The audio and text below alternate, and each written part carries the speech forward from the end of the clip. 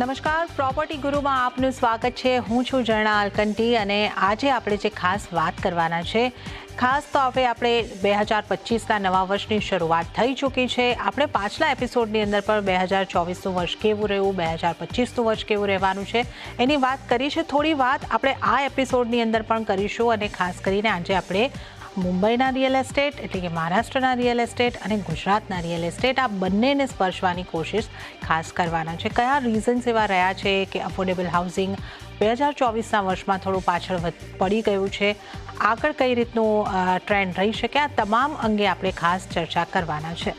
ગુજરાતમાં જંત્રી રેટનો જે મુદ્દો ઉછળ્યો છે એના કયા કારણો છે, એનું શું સોલ્યુશન હોઈ શકે, આ તમામ મુદ્દાઓને આપણે રિયલ એસ્ટેટને લગતા જે મુદ્દાઓ છે એને સ્પર્શવાની કોશિશ કરીશું. અને આ ચર્ચા કરવા માટે આપણી સાથે મારા સ્ટુડિયોની અંદર જોડાયા છે જય મોરસરિયા, જેઓ વ્રજ ગ્રુપના ડિરેક્ટર છે અને સાથે જ નરેટકો નેક્સ્ટજેનના નેશનલ ચેરમેન પણ છે અને સાથે જ નરેટકો મહારાષ્ટ્રના મેનેજિંગ કમિટીમાં પણ તેઓ સામેલ છે. તો આપનું સ્વાગત છે અહીંયા આગળથી અને ખાસ આ ચર્ચા જે છે આપણે અહીંયા આગળથી કરવાની છે.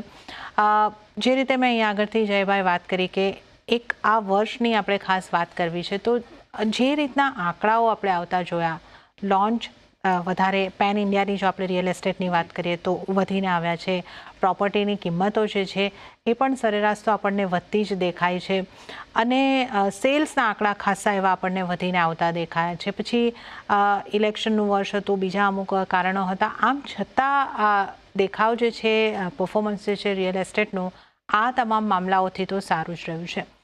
એઝ અ ડેવલપર તમારે માટે આ વર્ષ 2024નું કેવું રહ્યું છે, ત્યાંથી આપણે શરૂઆત કરીએ. સો જેમ તમે જાણો છો, જેમ વ્રજ ગ્રુપ અમે 6 સિટીમાં ટોટલ રિયલ એસ્ટેટ ડેવલપમેન્ટનો બિઝનેસ કરીએ છીએ, જેમાં મેજર પ્રોજેક્ટ્સ અમદાવાદ અને મુંબઈમાં કરીએ છીએ. અમારા માટે આ વર્ષ ખૂબ જ સારું રહ્યું.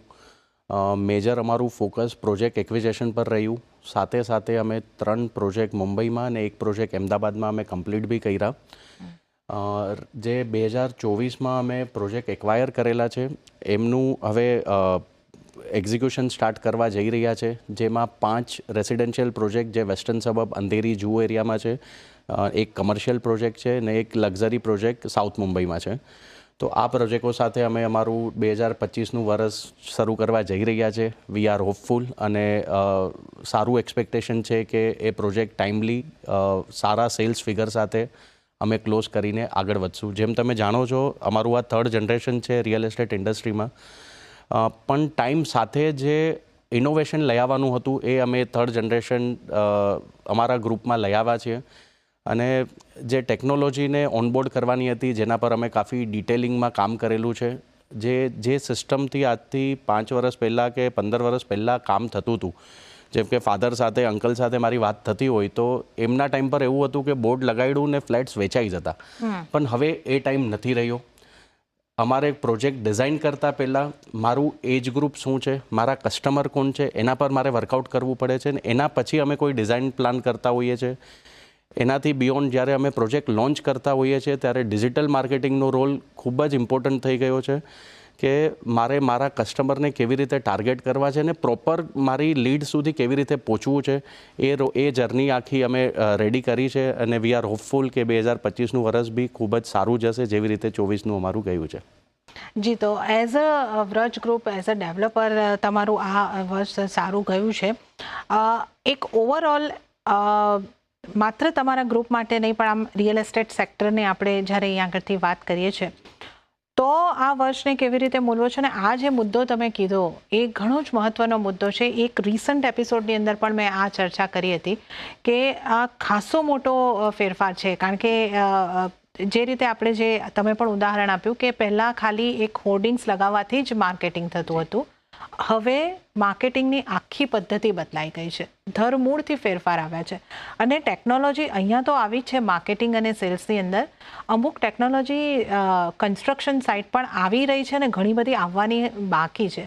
તો આ મુદ્દા પર પણ તમે કોઈક પ્રકાશ કરી શકો? તો જેમ ઝરનાબેન આપણે જાણીએ છીએ કે રિયલ એસ્ટેટ અરાઉન્ડ 6 to 7% જીડીપીમાં કોન્ટ્રીબ્યુશન છે, પ્લસ આપણી ભારતની 60 to 65% પોપ્યુલેશન 35ની અંડરની એજ છે. તો એ લોકોનો મેજર ટાઈમ સોશિયલ મીડિયા પર યા ડિજિટલ પ્લેટફોર્મ પર છે. તો અમારો જે એમનું સાથેનું કનેક્શન છે કે કમ્યુનિકેશન છે એ ડિજિટલ વધારે થઈ ગયું છે. અને એ હિસાબથી અમે અમારા માર્કેટિંગ સ્ટ્રેટેજીને પ્લાન કરતા હોઈએ છીએ. રહી વસ્તુ જેમ કે મેટ્રો સિટીની આપણે વાત કરીએ તો જે હિસાબથી મેટ્રોઝમાં યંગ જનરેશનનું જે માઇગ્રેશન છે પ્લસ જે હિસાબથી ઇન્ફ્રા પ્રોજેક્ટ ડેવલપ થઈ રહ્યા છે એ હિસાબથી માઇગ્રેશન રેશિયો બી સારો છે ને પ્લસ ટિયર 2 કે ટિયર 3 સિટીની બી વાત કરીએ તો ત્યાં બી જોબ ઓપોર્ચ્યુનિટી બિઝનેસ ઓપોર્ચ્યુનિટી ઘણી બધી વધતી રહી છે અને એ હિસાબથી ત્યાં બી ઇન્ફ્રાને રિયલ એસ્ટેટને કાફી બૂસ્ટ મળતું રહ્યું છે. તો ઓવરઓલ ઇન્ડિયાની વાત કરીએ તો આપણા જે પ્રાઇમ મિનિસ્ટર નરેન્દ્ર મોદી સાહેબની જે ગ્રોથ સ્ટોરી છે એમાં રિયલ એસ્ટેટનું ઘણું મોટું કોન્ટ્રીબ્યુશન છે અને આવતા વર્ષોમાં એક્સપેક્ટેડ છે કે જે 2047 મોદી સાહેબનું જે વિઝન છે ત્યાં સુધી કદાચ જીડીપીમાં 20% હિસ્સો રિયલ એસ્ટેટનો થઈ શકે છે. ઓકે, તો આ આપણે ખાસ મહત્વની આગળથી વાત કરી છે કે જે આપણે જીડીપીની અંદર ગ્રોથ જોવાના છે, આપણી ઇકોનોમીની અંદર જે ગ્રોથ જોવાના છે એમાં ઘણો મોટો ભાગ રિયલ એસ્ટેટનો છે. અને મહત્વનું જે અહીં આગળથી જયભાઈએ સમજાવ્યું કે જે રીતનું ઇન્ફ્રાસ્ટ્રક્ચર ડેવલપમેન્ટ થઈ રહ્યું છે, મહારાષ્ટ્ર સરકારે પણ હવે 3જા શહેર બનાવવાની પણ અહીં આગળથી વાત કરી છે. તો જેટલું ઇન્ફ્રાસ્ટ્રક્ચર એટલો શહેરનો વિકાસ, એટલી હાઉસિંગની જરૂર, એટલી કમર્શિયલ પ્રોપર્ટીની પણ જરૂર પડશે. તો આ તમામ જે આપણે આવનારા વર્ષમાં, ન માત્ર એક વર્ષ, આવનારા વર્ષની અંદર જે આપણે તમામ શક્યતાઓ રિયલ એસ્ટેટની જોઈ રહ્યા છે એનો એક આપણે અહીંયા ઉલ્લેખ કર્યો છે. પણ જે ચર્ચા આપણે આજે ખાસ આ વર્ષને લઈને કરવાની છે 2024-25ની, તો 2024માં આપણે જે રીતે જોયું કે અફોર્ડેબલ સેગમેન્ટ થોડુંક પાછળ રહ્યું છે અને સારો જે ગ્રોથ દેખાયો એ લક્ઝરી અને સેમી લક્ઝરી અને અપર લક્ઝરી જેને આપણે કહીએ એની અંદર દેખાયું છે.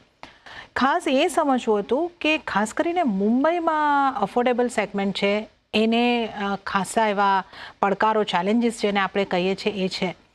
કેમ મુંબઈમાં અફોર્ડેબલ સેગમેન્ટનો ગ્રોથ ઓછો છે? હવે આપણે મુંબઈ અફોર્ડેબલ સેગમેન્ટની વાત કરીએ તો અફોર્ડેબલની ડેફિનેશન શું?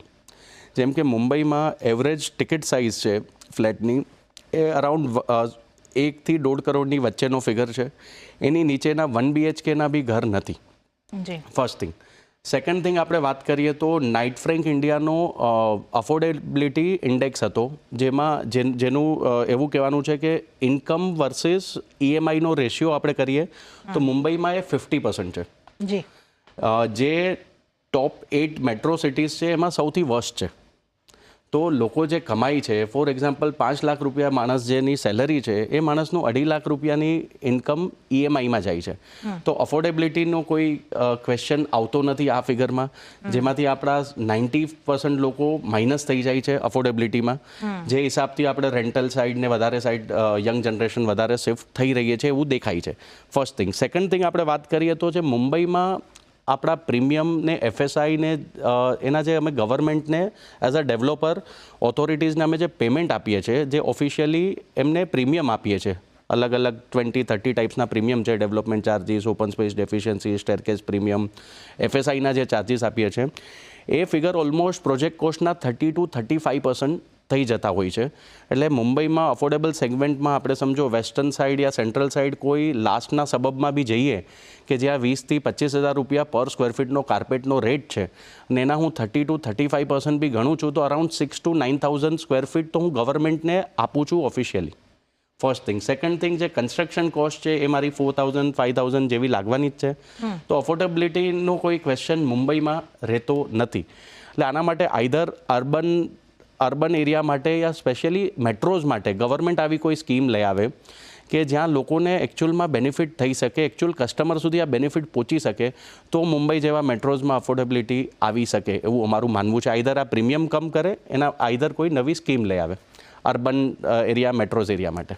ઓકે, તો આ એક ખાસ મહત્વનું કારણ રહ્યું છે. એક આપણે હંમેશા ડિસ્કસ કરતા હોઈએ છીએ કે મુંબઈમાં એક તો જમીન છે નહીં, જમીન છે તો મોંઘી છે અને એના ઉપર હાઈ પ્રીમિયમ છે. તો આ તમામ વસ્તુ છે એટલે એક રાહત જો અહીંયા આગળથી આપવામાં આવે તો મુંબઈ અફોર્ડેબલ શહેર બની શકે. અને નાઇટ ફ્રેન્કના રિપોર્ટની આપણે પણ આપણા ખાસ શોની અંદર ચર્ચા કરી હતી કે જ્યાં 50% ઇન્કમ મુંબઈમાં જો છે એ EMIની અંદર જતી હોય છે. એટલે મુંબઈ અફોર્ડેબલ શહેર નહીં, સૌથી મોંઘું શહેર અહીંયા આગળથી હાઉસિંગ માટે ગણવામાં આવે છે.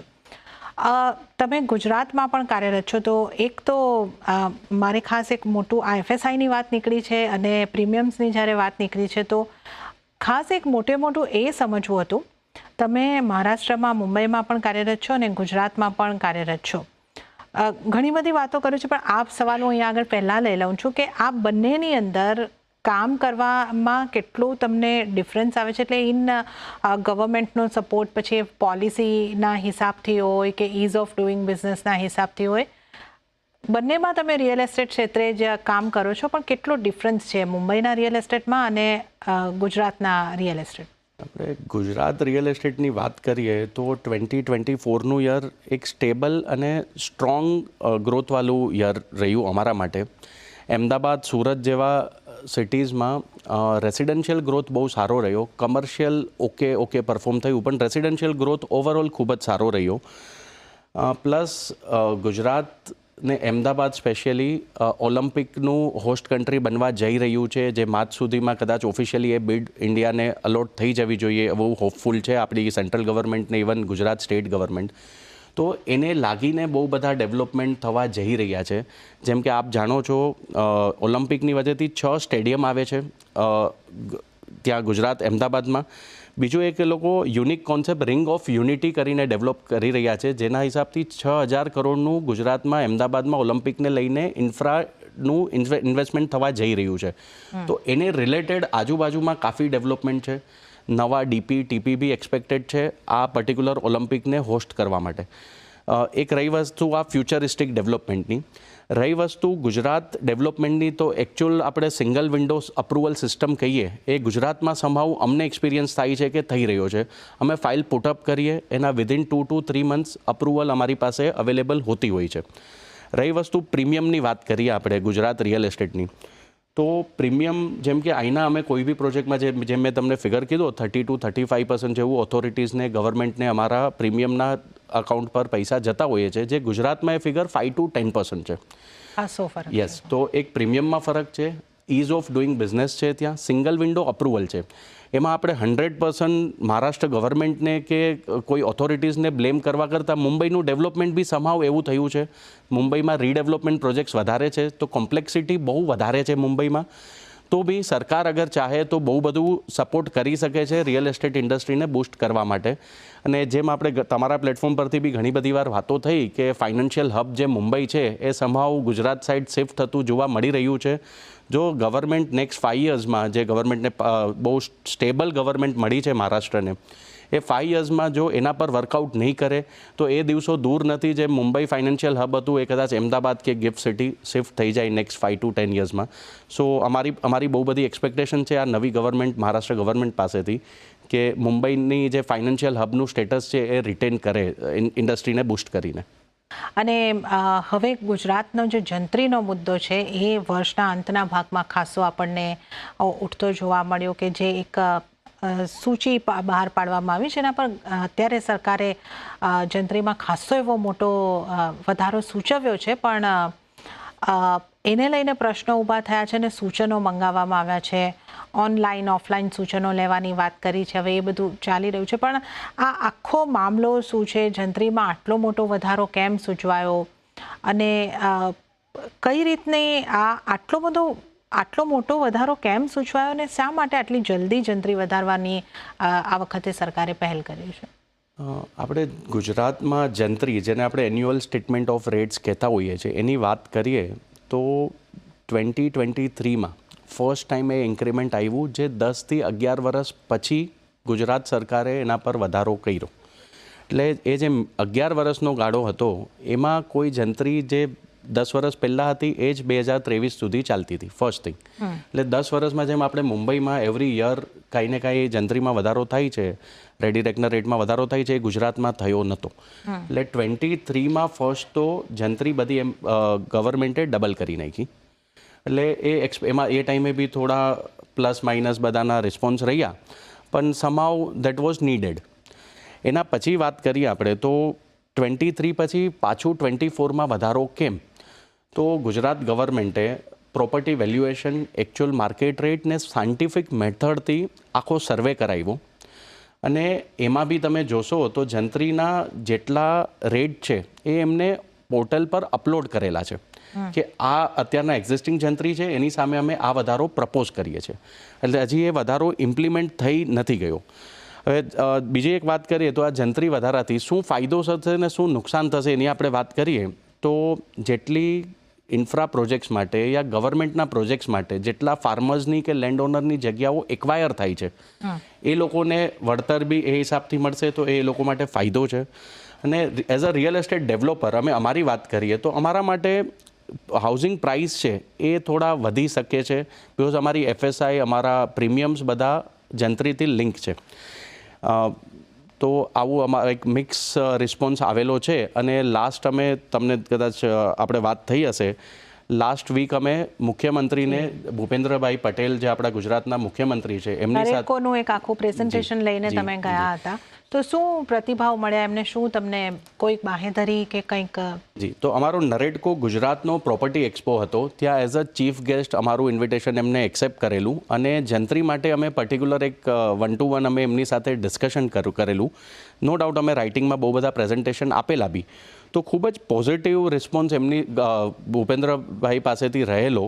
એમનું એવું કહેવાનું હતું કે જે ડેવલપરને અને એન્ડ કન્ઝ્યુમરને જે ફાયદો થશે એ બધું કરવા માટેની એમની તૈયારી હતી ફર્સ્ટ થિંગ. સેકન્ડ એમને એક એથિકલ બિઝનેસ પ્રેક્ટિસ પર ખૂબ જ જોર આપ્યું. એમનું કહેવાનું હતું કે એ પોતે બી રિયલ એસ્ટેટ મને કહેતા પ્રાઉડ થાય છે કે જે ગુજરાતના CM છે એ પોતે બી રિયલ એસ્ટેટ વ્યવસાય સાથે જોડાયેલા છે. પાસ્ટની એમની હિસ્ટ્રી જોશો તો પોલિટિકલ કરિયર પહેલાં એ બી રિયલ એસ્ટેટ સાથે જ સંકળાયેલા માણસ છે. એટલે એ અમારા પ્રોબ્લેમ અમને લાગે છે વધારે સારી રીતે સમજી શકે છે. તો એમને એક અશ્યોરન્સ આપ્યું કે તમે મારે વન સાઇડેડ જંત્રી વધારી નથી આપવી એટલે જ અમે પોર્ટલ પર મૂક્યું છે અને એ ઓપન ટુ ડિસ્કશન છે એમની જે બી વાતો છે. તો એમને એ બી એમની તૈયારી બતાવી કે FSIથી જંત્રીને ડીલિંક કરવાની હશે તો એમના માટે બી એમને તૈયારી બતાવી છે. અને આપણે ફાયદાની વાત કરીએ અગર જંત્રી વધે છે તો એક ગવર્મેન્ટ માટે રેવન્યુ તો વધે જ છે એની સાથે સાથે રિયલ એસ્ટેટ બિઝનેસમાં એક ટ્રાન્સપરન્સી આવે છે. વધારે બીજા સ્ટેટથી ને અબ્રોડથી જે આપણા NRIs છે એમને એ લોકો એટ્રેક્ટ કરી શકે છે વધારે ઇન્વેસ્ટમેન્ટ લઈ આવવા માટે. અને માઇનસ પોઈન્ટની વાત કરીએ તો ડીલિંગ કરી આપતા હોય તો અમને એઝ સચ બહુ તકલીફ નથી FSIથી ડીલિંગ કરી આપતા હોય તો. અગર જો એ નથી કરતા તો જેટલા બી આપણા રેસિડેન્શિયલ યા કમર્શિયલ પ્રોજેક્ટ છે એમાં એક્સપેક્ટેડ છે કે મેટ્રોઝમાં એટલીસ્ટ 30-40% પ્રાઇસ ઇન્ક્રીમેન્ટ થશે આવતા 2-3 વર્ષમાં.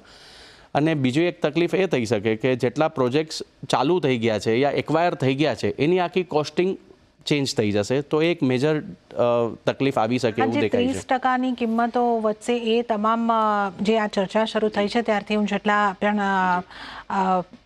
બોડી સાથે ડેવલપર્સ બોડી સાથે વાત કરીશું 30%નો આંકડો બધાનો આવે છે પણ આ જે FSI ને સાથે ડીલિંક કરીને આપે એવું જો કરે તો કેટલો વધારો આવે કે નહીં આવે? તો એઝ અ ડેવલપર અમારી કોસ્ટિંગમાં બહુ કોઈ મેજર ફરક નહીં પડે. તો ગ્રાહકોને એનો ફાયદો એટલે એનો કોઈ એક્સ્ટ્રા બર્ડન નહીં આવે કસ્ટમર પર. પ્લસ જે સેલરીડ ક્લાસ મેટ્રોઝમાં ગુજરાતના મેટ્રોઝમાં બી વધતું જઈ રહ્યું છે તો એ લોકોને લોન માટે એ બધી વસ્તુઓમાં બી ફાયદો થઈ શકે. પ્લસ એક મેચ્યોર માર્કેટ તરફ ગુજરાત જશે એવું દેખાઈ રહ્યું છે. 2 ટાયર 3 ટાયર સિટીમાં અગેન થોડા મિક્સ રિસ્પોન્સ હોઈ શકે છે કે જ્યાં હાઈરાઇઝ બિલ્ડિંગ નથી બનતા ટાઉનશીપ યા રો હાઉસનું કલ્ચર છે ત્યાં મે બી શાયદથી ફરક પડી શકે. ત્યાં ડિમાન્ડમાં ફરક પડી શકે રિસેશન જેવી સ્થિતિ લાગે એવું 2 ટાયર 3 ટાયર સિટીમાં. ઓકે તો આ આપણે જંત્રીના વધારાના ફાયદા ગેરફાયદા બંને છે એની અહીં આગળથી વાત કરી છે અને એક ગવર્મેન્ટની બાહેધરી પણ અહીં આગળથી છે કે કોઈક સોલ્યુશન અત્યારે વિચારવામાં આવી શકે છે. તો અત્યારે જો જે સજેશન મંગાવવામાં આવી રહ્યા છે અને ગુજરાત સરકારનો પણ એટલો સહયોગ ચોક્કસપણે છે કે આનું કોઈક વિન વિન સિચ્યુએશન દરેકને માટે બને એવો કોઈક પ્રયાસ અહીં આગળથી ચોક્કસપણે કરવામાં આવી શકે છે. પણ હવે જયભાઈ મારે એ પણ જાણવું છે કે તમે નરેટકો નેક્સ્ટજેનના ચેરમેન છો તો આ જંત્રીના અંગે તો આપણે એક વાત કરી લીધી પણ ઓવરઓલ રિયલ એસ્ટેટ માટે તમારી સરકારથી કઈ માંગ છે? આવનારા વર્ષમાં કેવો સપોર્ટ મળે તો આવનારા વર્ષોની અંદર રિયલ એસ્ટેટનો ગ્રોથ સારો થઈ શકે? સો નરેટકોના પ્લેટફોર્મથી અમારી કાફી ટાઈમથી એક ડિમાન્ડ છે ગવર્મેન્ટ પાસેથી કે રિયલ એસ્ટેટને ઇન્ડસ્ટ્રી સ્ટેટસ આપો. ઇન્ડસ્ટ્રી જ્યારે આજે રિયલ એસ્ટેટ છે એ આપણું, જેમ આપણે વાત કરી કે જીડીપીના 7 to 8% ઓલરેડી કોન્ટ્રીબ્યુટ કરે છે અને આવતા વર્ષોમાં એ કોન્ટ્રીબ્યુશન વધતું જશે એવું એક્સપેક્ટેડ છે. હવે જોબ ક્રિએશનની વાત કરીએ તો એગ્રીકલ્ચર પછી સેકન્ડ રેન્ક પર રિયલ એસ્ટેટ છે. ફિગરમાં વાત કરીએ તો અરાઉન્ડ 50 to 52 મિલિયન લોકોને ડાયરેક્ટલી ઓર ઇનડાયરેક્ટલી અમે લોકો જોબ આપીએ છીએ, કામ આપીએ છીએ. અને આવતા 2030 સુધીમાં જોઈએ તો જેમ મેં કીધું કે 60 to 65% આપણી યંગ પોપ્યુલેશન છે જે 35ની અંડરની એજની છે. તો એ લોકો માટે 25 મિલિયન જેટલા અફોર્ડેબલ ઘરોની આવતા 3 થી 4 વર્ષમાં રિક્વાયરમેન્ટ ઊભી થવાની છે. તો ઇન્ડસ્ટ્રી સ્ટેટસ મળી જવાથી એઝ અ ડેવલપર અમારા માટે બહુ બધા ઇઝ થઈ જશે. ફંડિંગ જે આજે ઘણું ચેલેન્જિંગ ઘણીવાર થઈ જતું હોય છે એમાં ઘણી ઇઝ મળશે. તો ફર્સ્ટ અમારી ડિમાન્ડ રહેશે કે એક ઇન્ડસ્ટ્રી સ્ટેટસ જે લોંગ પેન્ડિંગ ડિમાન્ડ છે અમારી, એના પર સરકાર વિચાર કરે અને એના પર કોઈ એક્શન લે. સેકન્ડ વાત કરીએ તો જેમ કે મુંબઈ અને હવે તો અમદાવાદમાં બી રીડેવલપમેન્ટ પ્રોજેક્ટ્સ ચાલુ થઈ ગયા છે. અમે લોકો પોતે અમદાવાદમાં રીડેવલપમેન્ટ કાફી એગ્રેસિવલી કરીએ છીએ. તો જે અમે લોકોને રીહાઉસ કરીએ છીએ, જૂના મેમ્બર્સને કે જૂના ટેનન્ટને એમનું જ ઘર બનાવીને આપીએ છીએ. તો એમના પર અમારો જે ફર્સ્ટ ફ્લેટ વેચાય છે એની વેલ્યુથી, એટલે અમે એમને કન્સ્ટ્રક્શન સર્વિસ આપીએ છીએ છતાં પણ પૂરી માર્કેટ વેલ્યુ પર અમને 5% જીએસટી આપવાનો થાય છે સરકારને. હા, એટલે સમજો કોઈ 1 કરોડનું એમની માર્કેટ વેલ્યુ આવે છે ફ્લેટની, તો એના પર મને 5 લાખ રૂપિયા ગવર્મેન્ટને આપવાના છે. તો એ ડબલ ટેક્સેશન સમહાવ લાગે છે. ડેવલપમેન્ટ એગ્રીમેન્ટ પર અમે જીએસટી ભરતા જોઈએ છે. તો અમારી સેકન્ડ ડિમાન્ડ એ રહેશે કે એટલીસ્ટ રીડેવલપમેન્ટમાં જેને રીહાઉસ કરીએ છીએ એના પરથી જીએસટી નીકળી જવો જોઈએ. અને થર્ડ, એક ઇઝ ઓફ ડુઈંગ બિઝનેસ જે મેટ્રોઝમાં સ્પેશિયલી મુંબઈમાં જરૂરત છે એના પર સરકાર થોડી રાહત આપે તો આ ઇન્ડસ્ટ્રી વધારે બૂસ્ટ મળી શકે એવું એક્સપેક્ટેશન છે. ચોક્કસ. તો આ અમુક ખાસ મુદ્દાઓ છે કે જેનો જો સપોર્ટ સરકાર કરે તો ઓવરઓલ રિયલ એસ્ટેટને ખાસો એવો ફરક પડતો દેખાઈ શકે છે, ગ્રોથ ઝડપથી વધતો દેખાઈ શકે છે અને થોડો અફોર્ડેબલને પણ સપોર્ટ ચોક્કસપણે મળશે, જેથી હાઉસિંગ ફોર ઓલની વાત જે છે એને પણ એક સપોર્ટ મળતો દેખાઈ શકે છે. તો એક ઇન્ડસ્ટ્રી સ્ટેટસ જો છે આ વાત ઉપર પણ જો સરકાર આ બજેટની અંદર ખાસ ધ્યાન આપી દે તો ઘણી મોટી હેલ્પ રિયલ એસ્ટેટ સેક્ટરને થઈ શકે. પણ જયભાઈ, આપનો ખૂબ ખૂબ આભાર. તમે અમારી સાથે આ ચર્ચામાં સ્ટુડિયોમાં આવીને જોડાયા. એક રસપ્રદ ચર્ચા આપણે કરી. આપનો ખૂબ ખૂબ આભાર. તો પ્રોપર્ટી ગુરુના આ એપિસોડમાં તો હાલ પૂરતું આટલું જ, પરંતુ જતાં આપને ફરી એક વખત યાદ કરાવી દઉં કે આપના પ્રોપર્ટીને રિલેટેડ ખરીદ વેચાણને લઈને કે પછી કોઈ લીગલ પણ ક્વેશ્ચન હોય તો અમને લખી મોકલો. અમારું ઈમેલ એડ્રેસ છે propertyguru@nw18.com. આ પ્રોપર્ટી ક્ષેત્રના, રિયલ એસ્ટેટ ક્ષેત્રના નિષ્ણાતો પાસે અમે તમને તમારી સમસ્યાનું સમાધાન અપાવવાની પૂરેપૂરી કોશિશ કરીશું. તો આ સાથે જ હાલ મને પણ આપશો રજા, પરંતુ આપ જોતા રહો CNBC બજાર. નમસ્કાર.